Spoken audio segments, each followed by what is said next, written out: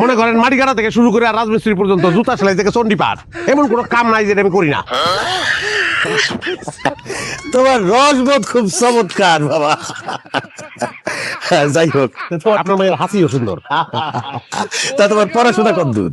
আমার পড়াশোনা মনে করেন matric fail, diploma engineering, honours masters, কোনো কিছুতে কিছু যায় না। তুমি অনেক মজা করো, খুব মজার মানুষ তুমি, কিন্তু আমার সাথে তোমার সম্পর্কটা তো মজার না।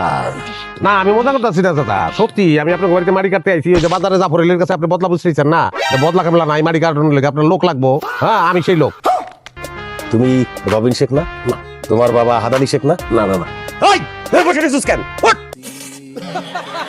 ওঠ তুই, মাটি কাটতে আইছস, তুই হেঁটে বসে রইছস, আবার এইসব কাপড় পরে আইছস, হ্যাঁ? ওঠ!